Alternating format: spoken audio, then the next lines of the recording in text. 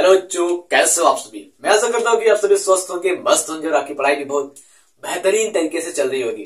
तो प्यारे बच्चों, आज की इस क्लास में मैं आपको पढ़ाने वाला हूँ जैव अणु, जिसको हम बायोमॉलिक्यूल्स के नाम से जानते हैं। और ये एक नया अध्याय है क्लास 11th का। ठीक है, ये क्लास 11th वालों के लिए एक नया चैप्टर है, इसके बारे में हम अच्छे से पढ़ेंगे।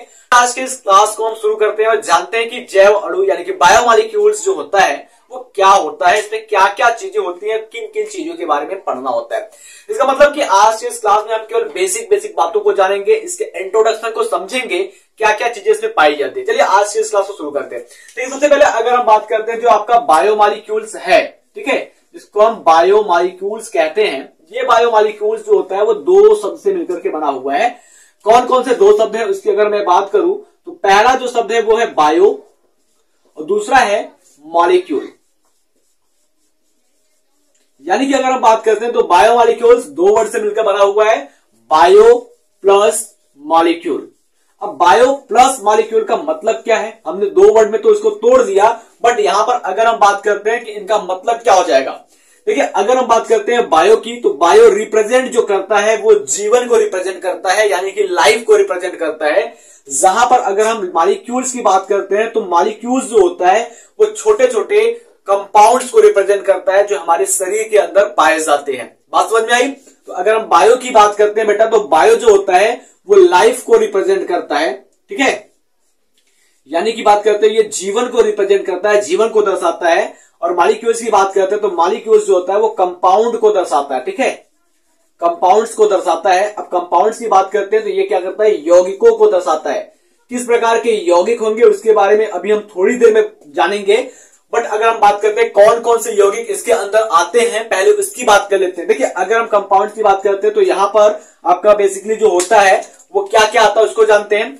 सबसे पहले बात करते हैं तो यहां पर कार्बोहाइड्रेट का नाम आपने तो सुना होगा, कार्बोहाइड्रेट। देखिए, यहां पर मैं आपको बता दूं कि कुछ जो टर्म्स हैं वो हिंदी और इंग्लिश के एकदम सेम टू सेम है। तो मैं इंग्लिश में लिखूंगा, उसका मतलब हिंदी में भी वही होगा और इंग्लिश में भी वही होगा, ठीक है। तो बाकी अगर हम बात करते हैं तो पहला आपका कार्बोहाइड्रेट आ जाता है, इसमें आपका प्रोटीन भी आ जाता है, ठीक है, लिपिड भी आ जाता है, न्यूक्लिक एसिड भी आ जाता है, न्यूक्लिक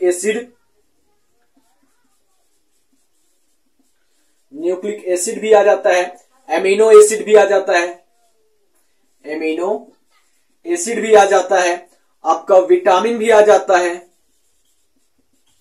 ईटीसी कर देते हैं, क्योंकि इसके अलावा भी बहुत सारी चीजें होती हैं जो बायोमॉलिक्यूल्स के अंदर आती है और इन सभी के बारे में हमको पढ़ना है, पढ़ाना है आपको और आपको समझाना है, ठीक है।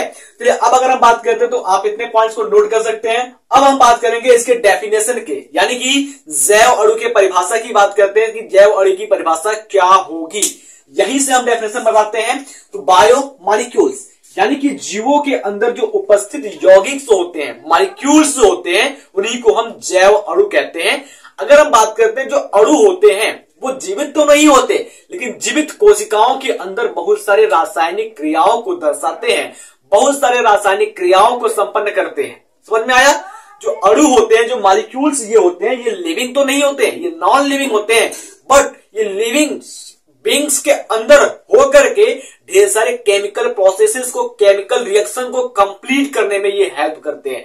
बात समझ में आई। चलिए अगर हम बात करते हैं इसके इंट्रोडक्शन की, यानी कि बायोमॉलिक्यूल्स के इंट्रोडक्शन की बात करते हैं या डेफिनेशन की बात करते हैं, तो डेफिनेशन हम कैसे लिखेंगे, जिसको हिंदी में हम कहते हैं परिभाषा। तो अगर मैं बात करता हूं कि बायोमॉलिक्यूल्स क्या होता है, all organic carbon compound, all organic carbon compound, all organic carbon compound in a living cell, ठीक है, और organic carbon compound in a living cell, ठीक है, आर कॉल्ड बायोमॉलिक्यूल्स या आर बायोमॉलिक्यूल्स। इसका मतलब क्या हो गया कि सजीव कोशिका के अंदर पाए जाने वाले कार्बनिक यौगिक जैव अणु कहलाते हैं। इसी बात को मैं लिख दूं, सजीव कोशिका के अंदर पाए जाने वाले कार्बनिक यौगिक, सजीव कोशिका के अंदर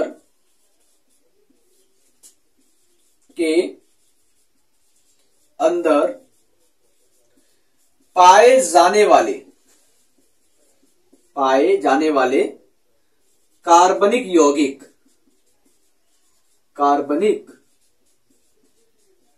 यौगिक जैव अणु कहलाते हैं। जैव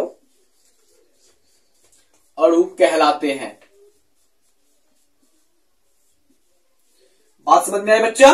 क्या हमने कहा कि all organic compound in a living cell are biomolecules. सजीव कोशिका में पाए जाने वाले सभी कार्बनिक यौगिक जैव अणु होते हैं।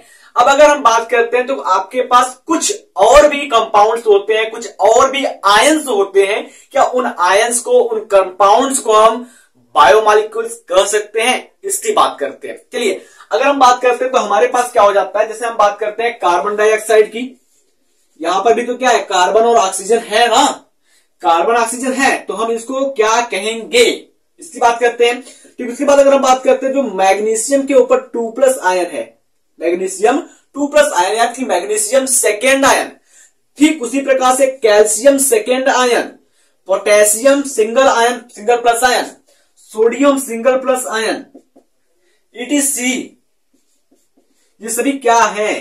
These are the biomolecules? Not. These are not biomolecules. ये जो होते हैं जैव अणु नहीं होते हैं। ये क्या है? जैव अणु नहीं होते हैं। तो हम लिखेंगे are not biomolecules.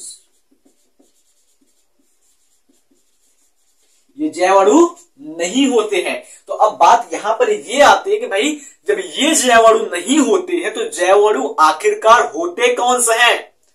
तो देखिए अगर हम बात करते हैं सिंपल सी, तो जैव अणु के अंदर आप देखोगे कार्बन, हाइड्रोजन और ऑक्सीजन, ये तीनों चीजें उपस्थित होती है। जो जैव अणु का कंपाउंड होता है, यौगिक होता है, वहां पर कार्बन, हाइड्रोजन और ऑक्सीजन उसके फॉर्मूला में तीनों उपस्थित होती है। उसकी बात करते हैं। तो अब अगर हम बात करते हैं एग्जाम्पल में, तो भाई जैव अणु है क्या, इसको आप नोट करेंगे।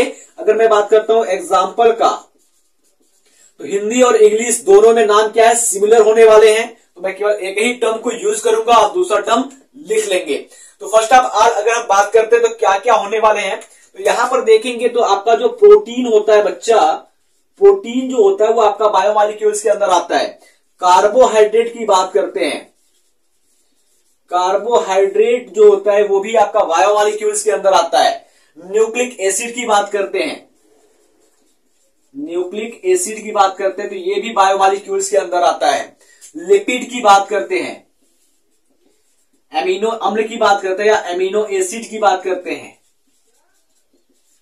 ठीक है। विटामिन की बात करते हैं, न्यूक्लियोटाइड की बात करते हैं, ये सभी क्या आपके बायोमॉलिक्यूल्स के अंदर आते हैं। तो इसके बाद मैं ETC लगा दूं, ठीक रहेगा ना भाई? चलो आगे बात करते हैं। तो फटाक से आप इस पॉइंट को नोट कर लीजिए, एक बार फिर से आप सुनिए क्या मैंने क्या बताया कि लिविंग सेल्स के अंदर पाए जाने वाले जितने भी ऑर्गेनिक कंपाउंड होते हैं वो बायोमॉलिक्यूल्स कहलाते हैं। क्या?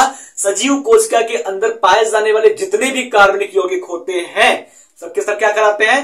बायोमॉलिक्यूल्स यानी कि जैव अणु कहलाते हैं। लिखेंगे कैसे? इधर देखिए, all organic compound in a living cell are biomolecules, ठीक है। सजीव कोशिका के अंदर पाए जाने वाला कार्बनिक यौगिक जैव अणु कहलाता है। यहां पर आप carbon dioxide, magnesium, calcium, potassium, sodium etcetera are not biomolecules, यानी कि ये जैव अणु नहीं होते हैं। एग्जाम्पल में तो भाई बायोमॉलिक्यूल्स होता क्या है इसकी बात करते हैं। देखो, protein, carbohydrate, nucleic acid, lipid, amino acid, nucleotide, nucleoside, vitamin, minerals, ये सभी क्या होते हैं? आपके बायोमॉलिक्यूल्स होते हैं। आई होप ये डेफिनेशन इतना आपका अच्छे से क्लियर हो गया होगा। तो अब अगर हम बात करते हैं बायोमॉलिक्यूल्स के अंदर ही, तो थोड़ा सा और डीप में जाते हैं। तो और डीप में जाने के बाद ये जो मैंने बायोमॉलिक्यूल्स का नाम लिखा है यहां पर और यहां पर लिखा हुआ है, तो इनको दो पार्ट में क्लासिफाई किया गया है, दो भागों में क्या किया गया है? बांटा गया है। कौन कौन से दो भाग है उसको मैं बताता हूं। देखिए, दो भाग की अगर बात करते हैं तो पहला जो दो भाग है, पहला है क्या आपका बायोमाइक्रोमॉलिक्यूल्स, बायोमैक्रोमॉलिक्यूल्स, यानी कि बात कर रहे हैं लघु जैव अणु, दीर्घ जैव अणु, जिसको हम वृहद जैव अणु के नाम से जानते हैं। तो इनकी क्या क्या खासियत होने वाली है, क्या क्या विशेषता होने वाली है, इनकी बात कर लेते हैं। ठीक है, तो फटाक से आप इस पॉइंट को नोट कीजिए। 1 2 3। चलिए, अब अगर हम बात करते हैं तो बायोमॉलिक्यूल्स दो पार्ट में क्लासिफाई किया गया है, दो भागों में इसको बांटा गया है। पहले की अगर हम बात करते हो, देखो यहां पर अगर मैं बात करता हूं तो यहां पर मैं आपको हिंदी और इंग्लिश दोनों में बताने वाला हूं, कोई दिक्कत नहीं होगा आपको और अच्छे से समझ में आएगा। ठीक है, मैं वो हर प्रयास करूंगा जिससे आपको एकदम बेहतरीन तरीके से समझ में आए और एक बेहतरीन नोट मिल जाए, चाहे वो हिंदी मीडियम का बच्चा हो, चाहे वो इंग्लिश मीडियम का बच्चा हो। क्योंकि मैं स्कूल भी पढ़ाता हूं तो बहुत कॉम्बिनेशन, कोचिंग में भी कॉम्बिनेशन और ऑनलाइन में भी कॉम्बिनेशन रखने की कोशिश करूंगा। देखिए, अगर हम बात करते हैं तो पहला जो बायोमॉलिक्यूल्स को क्लासिफाई किया गया है वो है बायो माइक्रोमॉलिक्यूल्स या माइक्रो बायोमॉलिक्यूल्स कहेंगे, बायो माइक्रो मॉलिक्यूल, या फिर इसको हम क्या कहेंगे, माइक्रो बायोमॉलिक्यूल, माइक्रो बायोमॉलिक्यूल, जिसको हम कहते हैं लघु जैव अणु। क्या कहते हैं, लघु जैव अणु। अभी बताता हूं कि लघु जैव अणु क्या होता है, कैसे आप पहचानेंगे। इधर साइड क्या होता है आपका, बायो मैक्रोमॉलिक्यूल, या फिर इसको हम कहते हैं macro biomolecule, macro bio molecules. Is this clear? या हिंदी में इसको क्या कहते हैं, दीर्घ जैव अणु, दीर्घ जैव अणु, या फिर इसी को हम कहते हैं वृहद जैव अणु। क्या कहते हैं, वृहद जैव अणु, वृहद जैव अणु। अब बात ये आती है भाई, ये मैक्रो और माइक्रो में क्या डिफरेंस होता है, क्या बहुत बड़ा डिफरेंस होता है या छोटा सा डिफरेंस होता है? जी, डिफरेंस तो होता है, चाहे छोटा हो चाहे बड़ा हो, डिफरेंस तो होता है। एक साथ मैं आपको दो दो चीजें बताने वाला हूं। पहला मैं बताने वाला हूं कि बायो माइक्रो मॉलिक्यूल्स का डेफिनेशन क्या होता है, बायो मैक्रो मॉलिक्यूल्स का डेफिनेशन क्या होता है। दूसरा मैं बताने वाला हूं दोनों के बीच क्या क्या डिफरेंसेस होती हैं। तो एक साथ मैं दो दो चीजें बता रहा हूं। चलिए, अब अगर हम बात करते हैं, देखो अगर हम बात करते हैं जो आपके माइक्रो मॉलिक्यूल्स होते हैं, इनका जो वेट होता है, जो वजन होता है, वो काफी कम होता है। ठीक है, और ये अणु जो होते हैं वो रासायनिक दृष्टि से बहुत ही छोटे होते हैं। यानी कि बात करते हैं, these molecules are small in chemical nature. ठीक है, रासायनिक प्रकृति में क्या होते हैं, ये छोटे होते हैं या रासायनिक दृष्टि से छोटे होते हैं।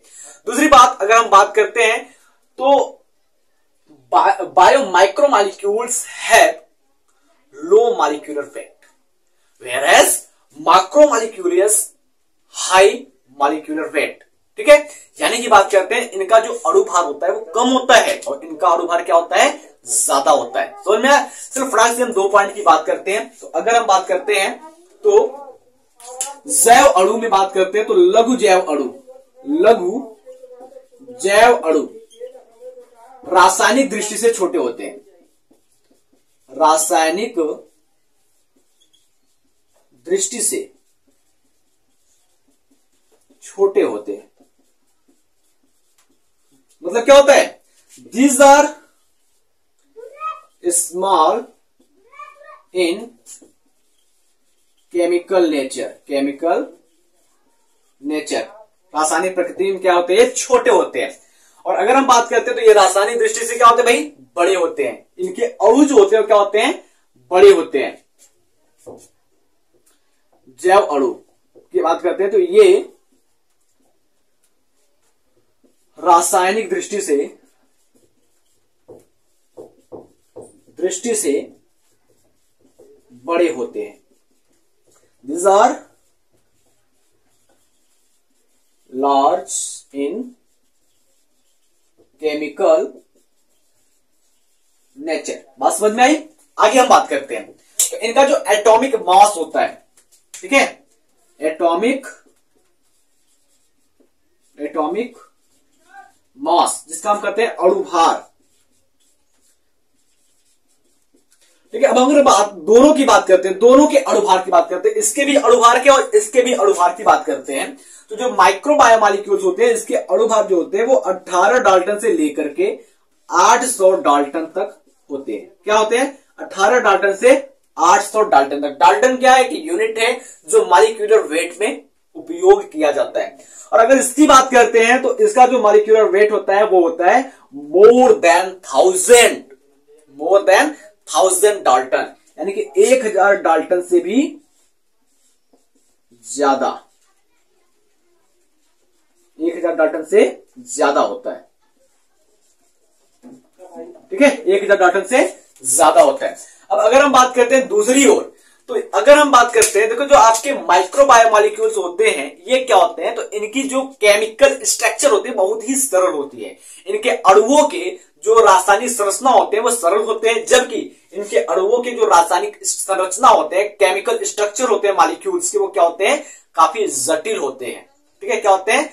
जटिल होते हैं, कॉम्प्लेक्स होते हैं। तो अगर हम कहेंगे मॉलिक्यूलर स्ट्रक्चर या केमिकल स्ट्रक्चर ऑफ मॉलिक्यूल्स, या फिर कहते हैं मॉलिक्यूलर स्ट्रक्चर जो होता है उनका सिंपल होता है ना। तो अगर हम बात करेंगे तो स्ट्रक्चर की बात करते हैं, मॉलिक्यूलर स्ट्रक्चर की बात करते हैं, मॉलिक्यूलर स्ट्रक्चर की अगर हम बात करते हैं ना, अणु संरचना की बात करते हैं,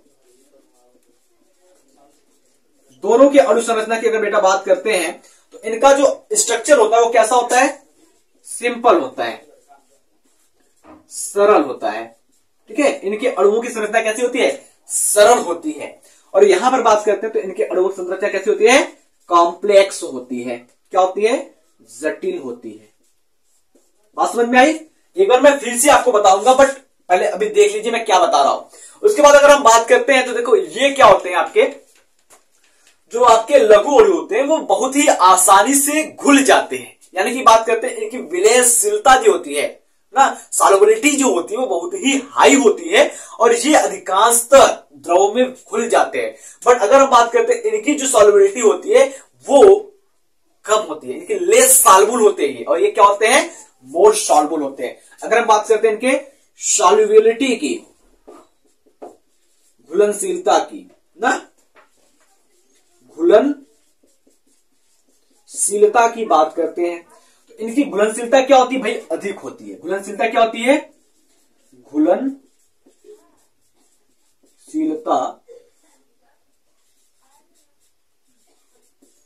अधिक होती है, या फिर लिख सकते हैं यार मोर सॉल्युबल होते हैं, मोर सॉल्युबल होते हैं। ये अधिक तेजी से घुलते हैं, बहुत तेजी से घुल जाते हैं किसी भी लिक्विड के अंदर, ये आसानी से घुल जाते हैं। बट अगर हम बात करते हैं तो ये घुलनशीलता इसकी क्या होती है? कम होती है। ये लेस सॉल्युबल होते हैं, ये कम घुलनशील होते हैं, कम घुलनशील होते हैं। बात करते हैं तो ये कैसे होते हैं भाई? लेस सॉल्युबल होते हैं, लेस सॉल्युबल होते हैं। बात समझ में आई? तो मैं आशा करता हूं कि ये इतनी चीजें आपको अच्छे से समझ में आ गई होगी। इसलिए एक आखिरी पॉइंट की बात करते हैं तो आखिरी पॉइंट में क्या हो जाएगा? देखिए अगर हम बात करते हैं इसमें क्या होते हैं, जितने भी होते हैं वो सबके सब मोनोमर होते हैं। किसमें? लघु जो है उनमें क्या होते हैं? मोनोमर होते हैं। और अगर हम बात करते हैं बृहद यानी कि बात करते हैं मैक्रोमॉलिक्यूल्स में बात करते हैं तो ये क्या होते हैं? बहुलक पॉलीमर्स में होते हैं। ठीक है, तो अगर हम बात करें तो ये क्या होंगे? मोनोमर्स होंगे और ये क्या होंगे? पॉलीमर्स होते हैं। अभी मोनोमर्स क्या होता है, पॉलीमर्स क्या होता है, इसको भी मैं आपको बताऊंगा। ठीक है, अगर हम बात करते हैं तो ये कैसे होते हैं? ये मोनोमर्स होते हैं, मोनोसैकराइड होते हैं। ठीक है, मोनोसैकराइड होते हैं और ये क्या होते हैं? पॉलीसैकराइड होते हैं। मोनोमर मतलब क्या होता है? किसी भी चीज का एक अणु पाया जाए। और अगर हम बात करते हैं ये क्या होते हैं, तो भाई जितने भी मोनोमर, ढेर सारे मोनोमर मिलकर के पॉलीमर्स का निर्माण करते हैं। छोटे छोटे अणु मिलकर के एक बृहद अणु का निर्माण करते हैं। बात समझ में आई आपको? चलिए अगर हम बात करते हैं तो ये क्या होते हैं? मोनोमर होते हैं। जैसे कि अगर हम बात करते हैं इसमें monosaccharide, oligosaccharide, fatty acid, amino acid, nucleotide, water, minerals, ये सभी आते हैं। अभी एग्जांपल मैं आपको लिख करके समझाने वाला हूं। ठीक है, आप बने रहिए हमारे साथ कंटिन्यूअसली। और अगर हम बात करते हैं तो ये क्या होते हैं? आपके मोनोसैकराइड टाइप के होते हैं, मोनोसैकराइड सैकेराइड, या फिर हम कह सकते हैं इसको ये मोनोमर होते हैं। सीधा सिंपल सी बात करते हैं, एग्जांपल की ओर नहीं जाते हैं, हम बात करते हैं ये क्या होते हैं, मोनोमर्स होते हैं। ठीक है, ये क्या होते हैं, मोनोमर्स होते हैं। और ये क्या होते हैं भाई, पॉलीमर्स होते हैं, पॉलीमर्स होता है। देखो भाई मोनोमर्स और पॉलीमर्स में क्या अंतर है उसको मैं आपको समझाता हूं। देखिए तो फटाक से पहले आप इसको नोट कर लीजिए, फिर मैं आपको बताता हूं कि मोनोमर्स क्या होते हैं, पॉलीमर्स क्या होते हैं।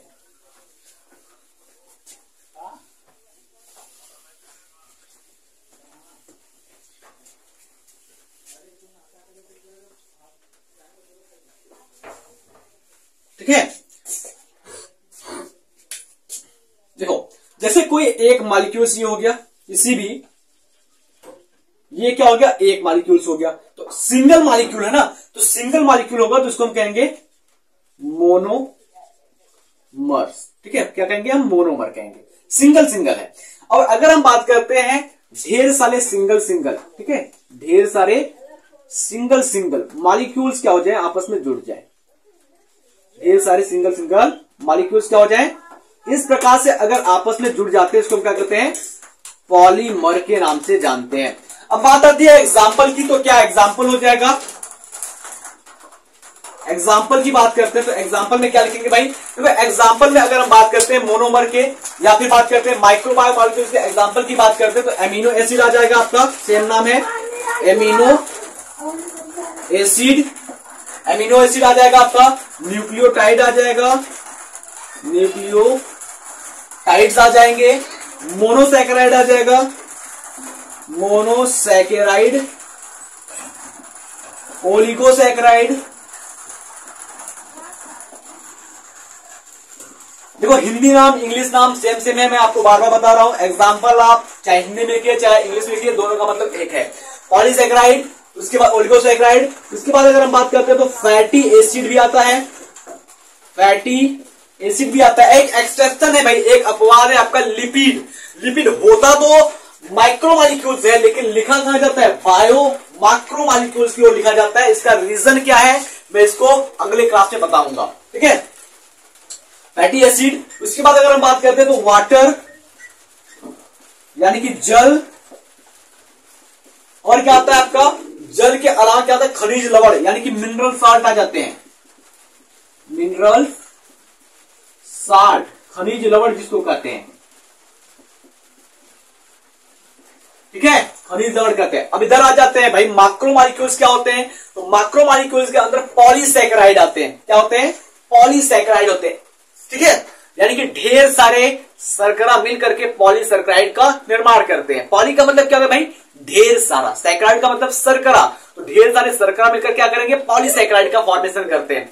उसके बाद बात करते हैं प्रोटीन, तो प्रोटीन के अंदर भी ढेर सारी चीजें होती है। लिपिड की बात करते हैं तो लिपिड के अंदर ढेर सारे मॉलिक्यूल्स होते हैं जो आपस में मिलकर के लिपिड को फॉर्मेशन करते हैं। न्यूक्लिक एसिड की बात करते हैं, देखो दो चीजें, एक न्यूक्लियोटाइड है और एक न्यूक्लिक एसिड है और एक न्यूक्लियोसाइड होता है। तीनों के बारे में कभी आपको बताऊंगा कि तीनों में क्या क्या डिफरेंट है। पॉलीमर्स की बात करते हैं तो पॉलीमर्स में क्या जाता है आपका, पॉलीसैकेराइड, पॉलीसैकेराइड। ठीक है, पॉलीसैकेराइड आ जाएगा। उसके बाद अगर हम बात करते हैं तो न्यूक्लिक एसिड आ जाएगा। क्या है आपका, nucleic acid. Nucleic acid, lipid, etc जो होते हैं आपके बायो मैक्रोमॉलिक्यूल्स में गिने जाते हैं। ठीक है, तो अगले क्लास